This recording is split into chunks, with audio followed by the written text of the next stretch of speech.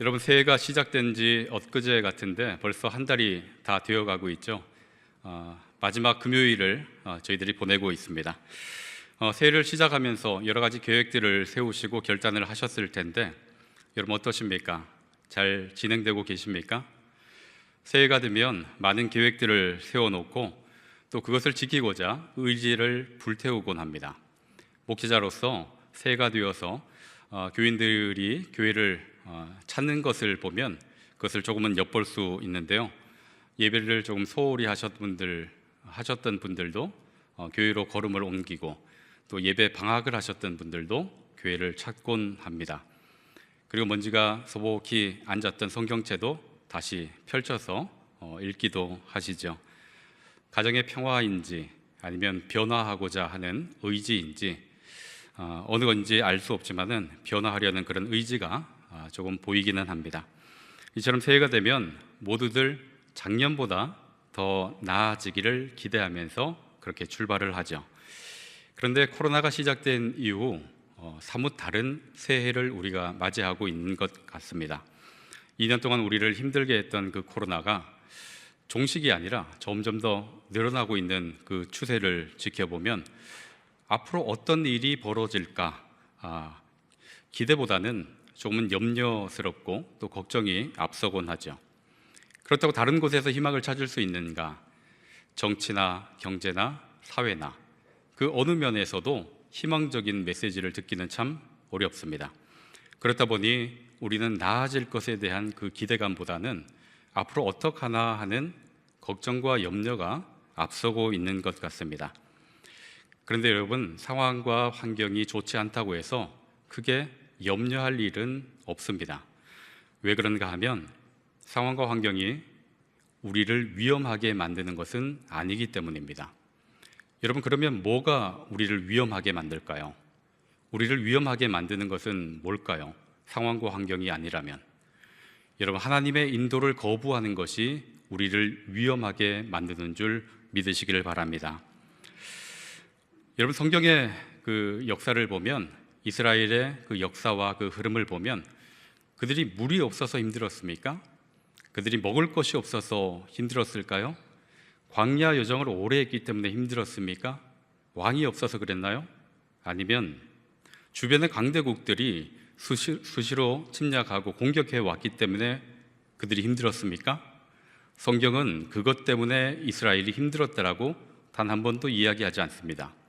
그들이 힘들었던 이유, 여러분 어디서 찾을 수 있는가 하면 그들이 하나님의 인도를 거부했기 때문입니다. 여러분, 하나님의 인도 받기를 거부했기 때문에 그 삶이 위험했고 어려웠고 또 멸망당한 것이지 그들이 처한 상황이 그들을 위험하게 만들지 않았습니다. 여러분, 이런 맥락에서 보면 올 한 해 우리는 무엇을 기대할 수 있을까요? 어찌 보면 쉬운 날보다 어려운 날이 더 많을지도 모르겠습니다. 그리고 웃는 날보다 한숨을 쉬게 되는 날이 더 많을지도 모르겠습니다. 그래도 여러분 괜찮습니다. 괜찮아요. 근데 표정을 보니까 전혀 안 괜찮으신 것 같은 표정들이신데요. 옆에 분들에게 한번 알려주십시오. 이렇게 인사하겠습니다. 괜찮습니다. 여러분 괜찮습니다. 상황과 환경이 어려워도 괜찮습니다. 우리 하나님께서 우리 인도자가 되어주시는 한 우리는 괜찮습니다. 여러분, 하나님께서 우리의 보호자가 되어주시는 한 우리는 안전합니다. 그러니 여러분 너무 걱정하지 마시고 우리 하나님의 인도를 받으실 수 있기를 바랍니다. 여러분, 상황이 어렵다고 하나님께서 걱정하실까요? 우리의 형편이 아주 기가 막힌 상황에 놓인다고 해서 우리 하나님이 염려하실까요? 어떨까요? 우리 하나님 걱정하시도 또 염려하시지도 않습니다. 그럼 뭐가 문제입니까?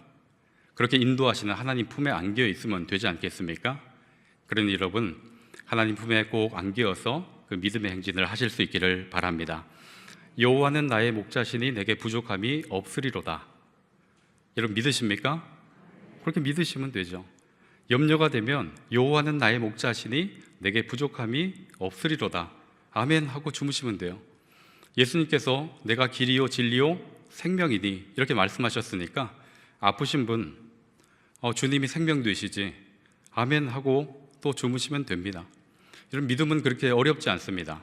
복잡하지 않습니다. 단순하죠. 우리 주님께서 말씀하시는 것에 아멘 하고 그렇게 믿고 나아가면 되는 것입니다. 그러니 여러분, 올 한 해 믿음으로 행진하시되 우리 주님과 동행하는 그런 행진을 하실 수 있기를 주님의 이름으로 축원합니다. 여러분, 오늘 본문은 이스라엘이 하나님의 인도를 따라서 가나안으로 출발하는 그 장면을 기록해 놓고 있습니다. 이스라엘 백성들이 출애굽한 이후에 시내산 그 밑에 머무르게 되었죠. 약 11개월 정도를 머물렀습니다. 그 머무르는 동안 하나님으로부터 율법을 받았죠. 그리고 하나님께서 명하셔서 회막을 완성시켜서 봉헌해 놓았습니다. 여호와께서 모세에게 명하신 대로 모든 일들을 마쳤다고 출애굽기 40장에서는 그렇게 말씀하고 있어요. 그렇게 여호와께서 모세에게 명하신 모든 일을 마치자마자 구름이 회막을 덮었고 그 위에 여호와의 영광이 충만했다라고 출애굽기 40장은 말씀하고 있습니다. 그리고 바로 오늘 본문으로 이어지는 장면입니다. 이스라엘이 약속의 땅 가나안을 향해 어떻게 행진하게 되었는지, 어떻게 행진해 가는지를 기록해 놓고 있는 것이 바로 오늘 본문이죠. 여러분, 어떻게 행진했을까요? 광야에 길이 있는 것도 아니고 또 지도가 있는 것도 아니고 또 지금처럼 어떤 전자기기들이 있는 것도 아닐 텐데 이스라엘 백성들은 어떻게 가나안을 향해서 행진해 가게 되었을까요? 어떻게 그렇게 행진해 갈 수 있었을까요? 오늘 본문에서 그것을 알려주고 있는데요. 우리 본문 15절에서 17절 말씀을 같이 한번 읽어보면 좋겠습니다. 15절부터 17절까지입니다. 성막을 세운 날에 구름이 성막 곧 증거의 성막을 덮었고 저녁이 되면 성막 위에 불 모양 같은 것이 나타나서 아침까지 이르렀으되 항상 그러하여 낮에는 구름이 그것을 덮었고 밤이면 불 모양이 있었는데 구름이 성막에서 떠오르는 때에는 이스라엘 자손이 곧 행진하였고 구름이 머무는 곳에 이스라엘 자손이 진을 쳤으니 아멘. 이스라엘 백성들이 어떻게 가나안으로 행진해 갈 수 있었는지를 알려주고 있는데요. 하나님께서 이스라엘을 인도하신 방법이 무엇인가를 명시해 놓고 있습니다. 하나님께서는 이스라엘 백성들을 어떻게 인도하셨다고 말씀하고 있습니까? 구름 기둥으로 그들을 인도해 갔다라고 말씀을 하고 계시죠. 구름이 성막 위에 떠오르는 날에는 그들이 뭐 했답니까? 행진하였고 구름이 멈추면 그들도 멈추어 서서 거기에 진을 쳤습니다. 밤이 되면 불기둥이 성막 위에 드리워져서 그들을 안전하게 지켜주었죠. 여러분, 구름기둥과 불기둥의 이 규모가 얼마나 큰가 하면 200만 명 이상 되는 그 인원을 다 덮고도 남을 정도의 그런 규모입니다. 낮에는 구름기둥이 그들을 다 감싸서 강렬한 태양빛을 다 막아주었죠. 그늘지게 해서 그들 여정이 힘겹지 않도록 그렇게 돌보아 주었습니다. 방향 제시도 해주었고요. 밤이 되면 불기둥이 성막 위에 드리워서 광야의 그 추위를 막아주고 따뜻하게 그 밤을 지낼 수 있도록 만들어 주었습니다. 여러분, 너무나 분명하고 또 너무나 안전한 그런 인도 아닙니까? 모세와 이스라엘 백성들은 이 하나님의 인도를 받는 데 있어서 주저하거나 머뭇거릴 필요가 전혀 없었습니다.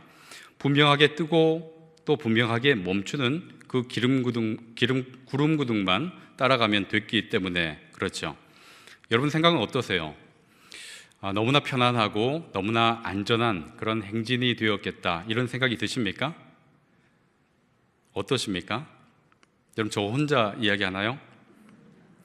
여러분, 이스라엘 백성들은 너무나 편안하게 너무나 안전하게 고민할 것 없이 그렇게 인도함을 받은 것 같으시죠? 정말 그럴까요?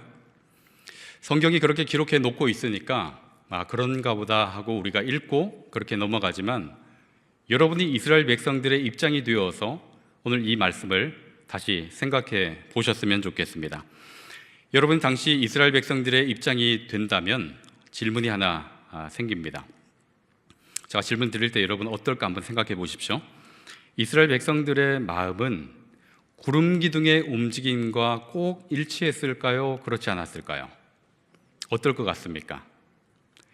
이스라엘 백성들의 마음과 구름 기둥의 움직임이 꼭 같았는가?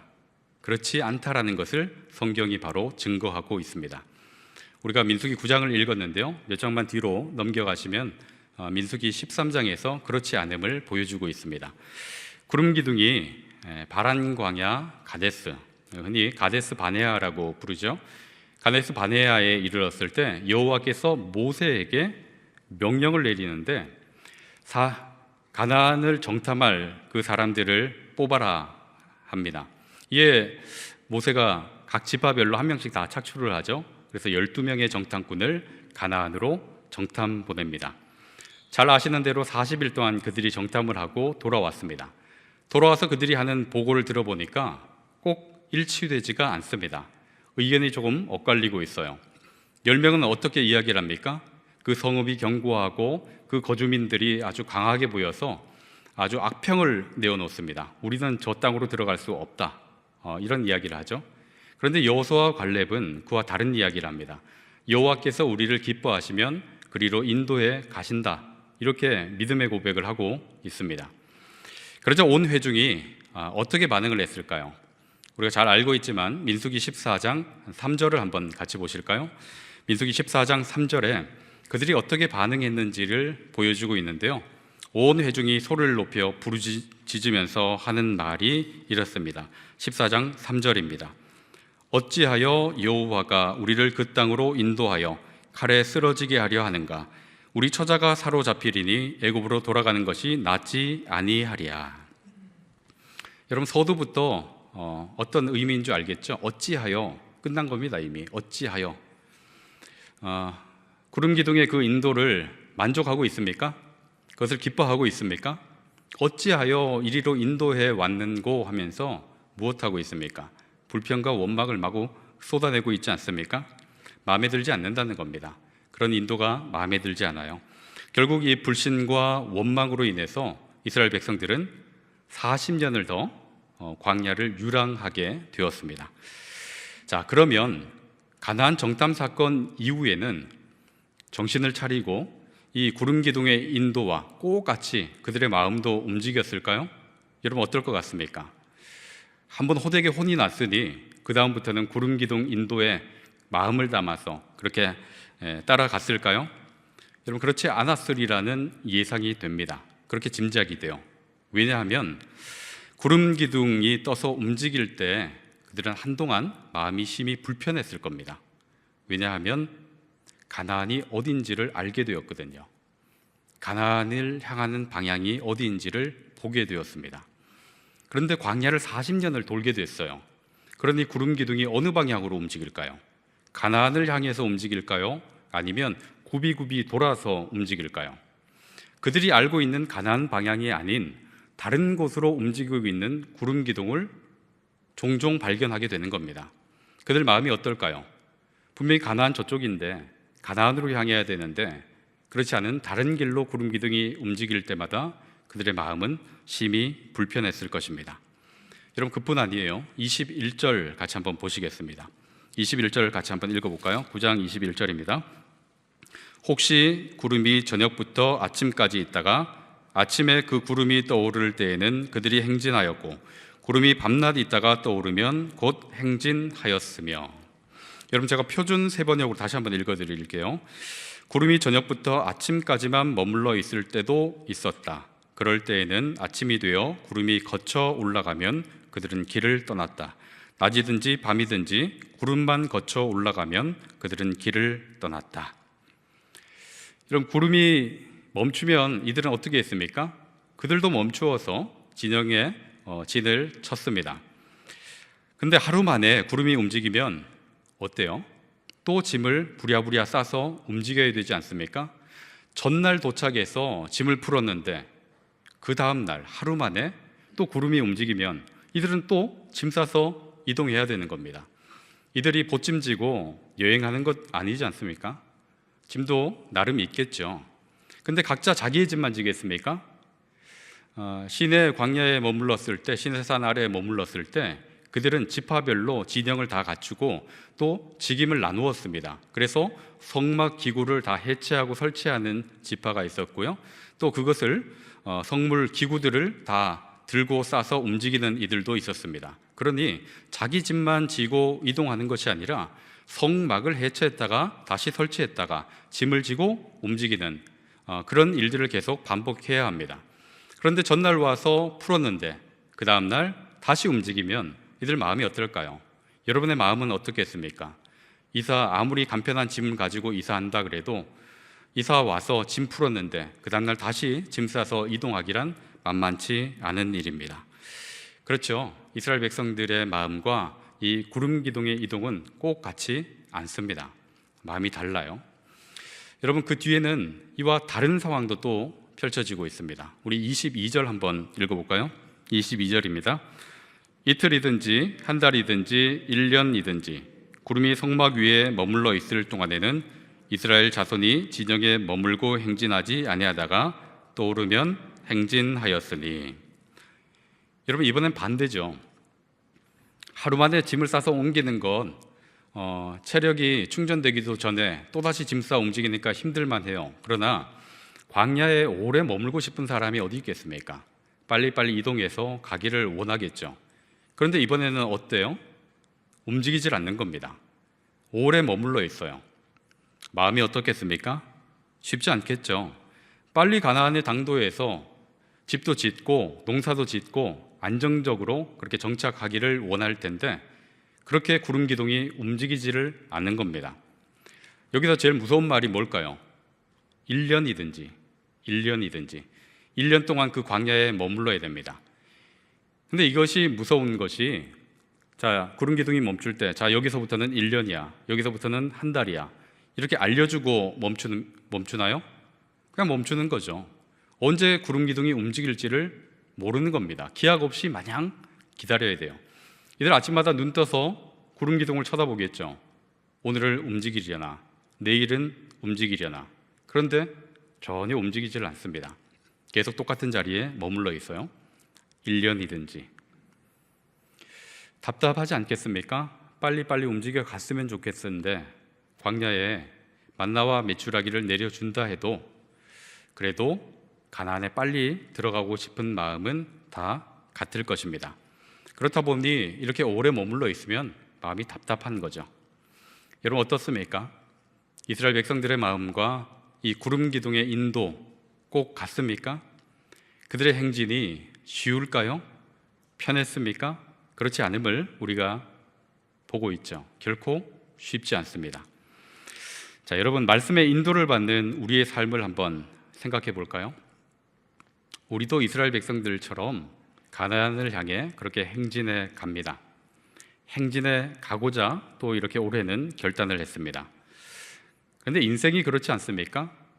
떠나야 되고 또 때로는 머물러야 되고, 떠나야 할 때가 있고 머물러야 할 때가 있고, 이것이 반복되는 것이 인생입니다. 원하든 원하지 않든 이것이 계속 반복되고 있죠. 만약 내가 원해서 이 자리에 머물고 내가 원해서 또 떠나게 된다면 그것은 행복한 일이에요. 그것은 기쁜 일이죠. 그런데 내 의사와 관계없이, 내 의지와 관계없이 등 떠밀려서 떠나야 되고 억지로 주저앉아 있어야 한다. 그렇다면 얘기가 달라지겠죠. 자, 우리의 삶을 한번 이 말씀에 비추어서 생각해 보면 좋겠습니다. 구름 기둥이 가나안과 다른 방향으로 이스라엘 백성들을 인도해 갔듯이 하나님의 말씀이 우리가 계획하고 우리가 바라는 것과 다른 방향으로 인도해 간다면 우리 마음은 어떨까요? 내가 정해놓은 대학이 있었어요. 내가 정해놓은 직장이 있었습니다.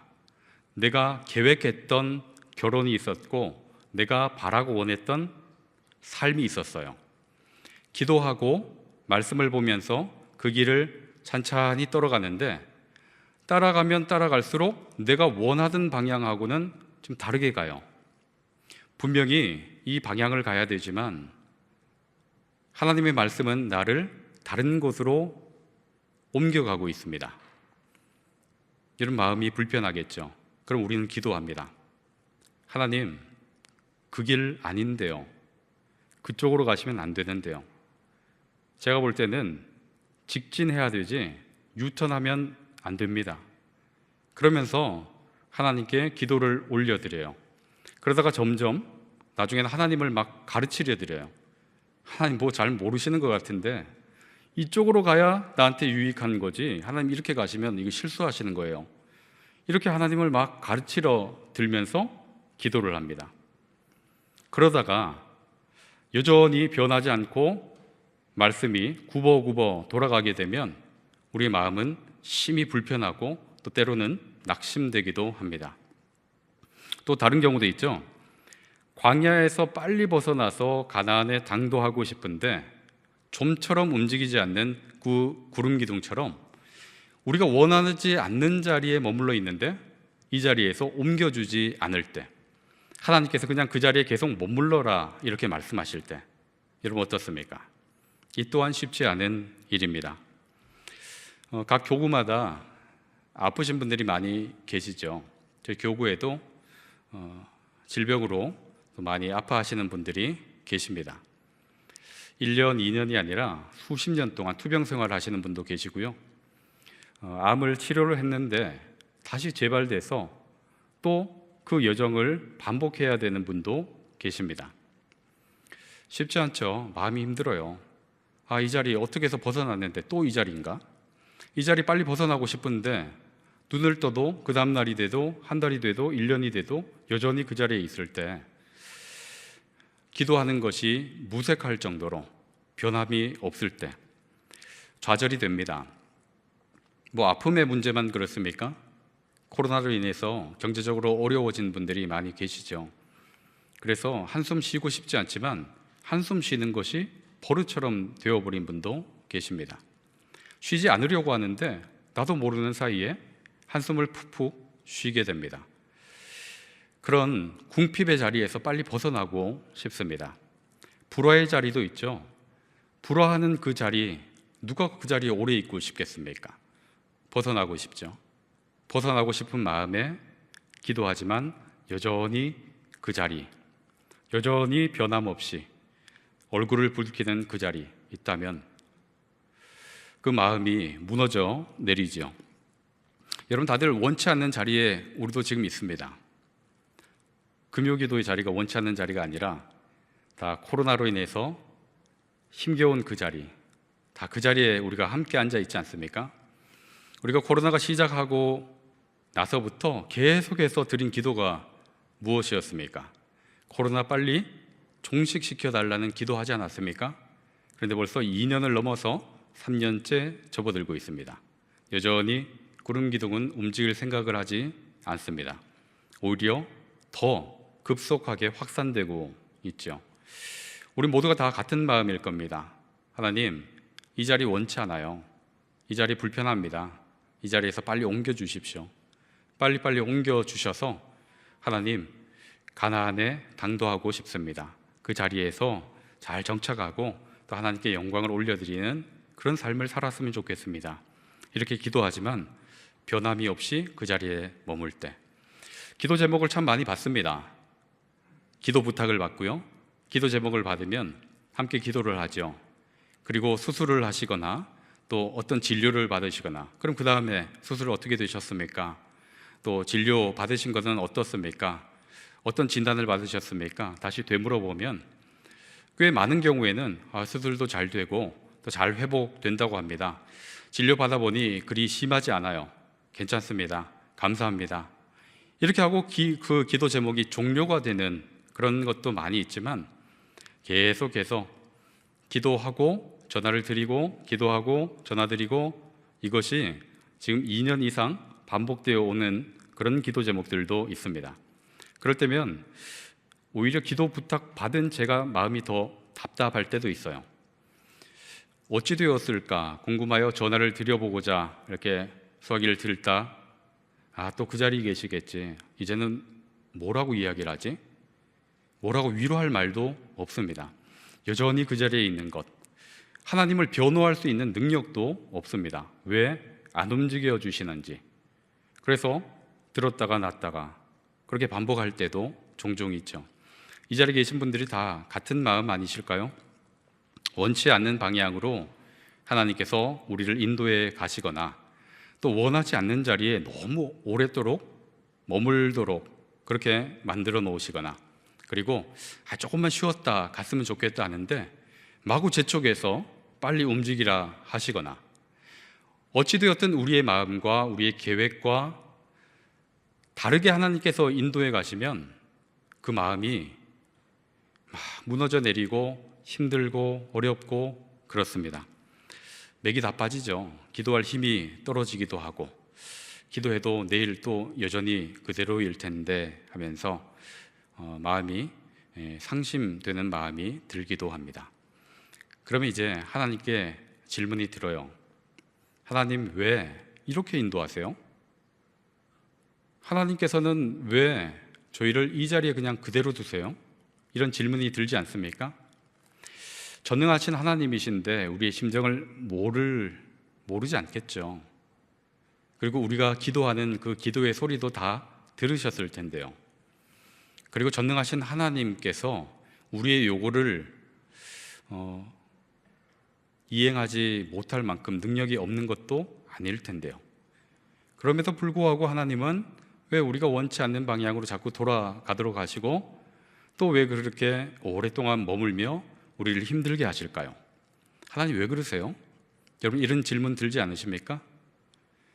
그 질문에 대해서 신명기 8장 2절에서는 이렇게 답을 하고 있는데요. 여러분, 신명기 2장 8장 2절 우리 한번 같이 읽어보도록 하겠습니다. 좀 더 뒤로 넘어가셔서 신명기 8장 2절을 찾아보시고 한번 같이 읽어보도록 하겠습니다. 함께 읽습니다. 내 하나님 여호와께서 이 40년 동안에 내게 광야 길을 걷게 하신 것을 기억하라. 이는 너를 낮추시며 너를 시험하사 내 마음이 어떠한지 그 명령을 지키는지 지키지 않는지 알려 하심이라. 아멘.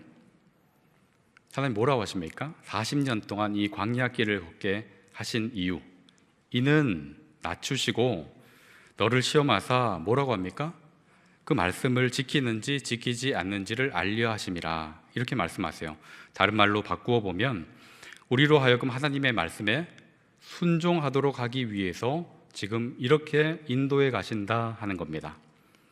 그러니까 어떤 상황이든지 어떤 형편에 놓이든지 오로지 하나님의 말씀에만 순종하여 하나님의 사람으로 빚어지기를 하나님께서 지금 원하고 계시는 겁니다. 이 때문에 지금 돌리시기도 하고 머물게 하시기도 하고 빨리 재촉하기도 하신다 하는 거죠. 그러니까 하나님의 관심은 지금 어디에 있습니까?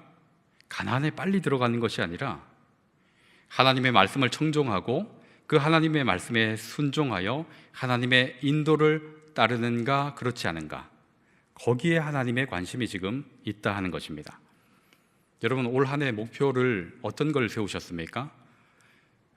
어떤 계획들을 여러분 적어두셨습니까? 또 그리고 어떻게 결단하셨습니까? 여러분, 큰 일을 하기를 원하십니까? 아니면 대단한 성과는 아니더라도 지금보다 조금 더 나은 형편에 살았으면 좋겠다 하는 그런 마음을 가지십니까? 여러 가지 계획들이 있겠죠. 지금 이 자리에서 옮겨지는 것을 원하시는 분도 계시고, 지금 형편보다 조금만 더 욕심 부리지 않고 조금만 더 나아졌으면 하는 분도 계시고, 또 올 한 해는 큰 일들을 잘 감당했으면 하는 분도 계십니다. 자, 그리고 올해 우리 교회 표어는 행진하여 가라이죠. 영적 가나안을 향해서 또 함께 출발해 가는 겁니다. 또 그렇게 가야 하죠.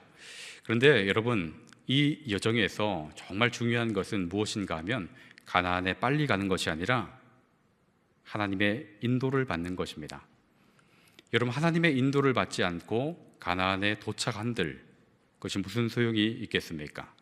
광야 여정 중에서 어떤 상황에 놓이든지 어떤 형편에 놓이든지 하나님의 말씀에 순종하고 하나님과 동행하는 것을 배우지 못한다면 가나안에 들어가는 것이 아무 소용이 없을 것입니다.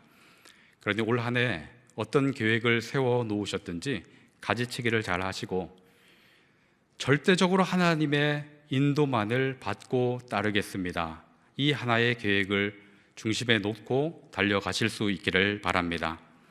여러분, 이렇게 결단을 하고 또 이렇게 계획을 세우고 기도해 가는데 지금보다 형편이 더 나빠지면 여러분 어떻게 하시겠습니까? 그러면 하나님께서 질문하실 거예요. 그래도 순종하겠느냐? 그래도 나의 인도를 따르겠느냐? 여러분 그렇게 하나님께서 물어보신다면 여러분 어떻게 하시겠습니까? 여러분 주저없이 아멘 하고 하나님 그 길이 어디든지 하나님 인도하시면 따르겠습니다. 이런 고백을 올려드리실 수 있기를 바랍니다. 그 길이 사망의 음침한 골짜기라도 그 길에 하나님 계시면 또 하나님이 인도하시고 하나님이 보호자가 되어주시면 괜찮지 않겠습니까? 여러분 그런 믿음을 가지고 올 한 해 행진하실 수 있기를 바랍니다. 여러분 우리의 인생 목표는 형편이 나아짐에 있지 않습니다. 세상에서 성공하고 높은 자리에 앉고 어떤 성과를 내고 또 부유하게 사는데 우리의 인생 목표가 있는 것이 아니지 않습니까? 우리의 인생 목표는 하나님의 인도를 따르고 하나님께 순종하고 하나님과 동행하는 것, 거기에 있는 줄로 믿습니다. 그러니 하나님의 인도를 놓치지 마시고 무엇보다 하나님께서 이끄시는 대로 따르겠습니다 하는 그런 결단과 각오와 그런 기도가 매일매일 반복되실 수 있기를 바랍니다. 오늘 23절 말씀을 같이 읽고 마무리하겠습니다. 23절 말씀입니다. 곧 그들이 여호와의 명령을 따라 진을 치며 여호와의 명령을 따라 행진하고 또 모세를 통하여 이르신 여호와의 명령을 따라 여호와의 직임을 지켰더라. 아멘. 반복하는 단어가 있죠. 여호와의 명령을 따라입니다. 여러분 여호와의 명령을 따라 가고 서고 또 여호와의 명령을 따라서 여러분에게 맡겨주신 그 일들을 감당하실 수 있기를 바랍니다. 우리 하나님의 일은 하나님께서 하실 겁니다. 그러니 여호와의 명령을 따라 걸어가시면서 하나님의 사람으로 빚어지시고 또 하나님과 함께하는 것을 누리실 수 있는 저와 여러분의 삶이 되시기를 주님의 이름으로 간절히 축원합니다. 기도하시겠습니다. 현실에 안주하지 않고 행진하여 가도록 허락하여 주신 아버지 하나님, 아버지께서 인도하시는 대로 저희들 행진하여 가기를 원합니다. 여호와의 명령을 따라 행진하고 여호와의 명령을 따라 사명을 감당하게 하여 주옵소서. 아버지의 선하심을 신뢰하게 하시고 아버지와 동행하는 걸음을 놓치지 않게 하여 주옵소서. 예수 그리스도의 이름으로 기도하옵나이다. 아멘.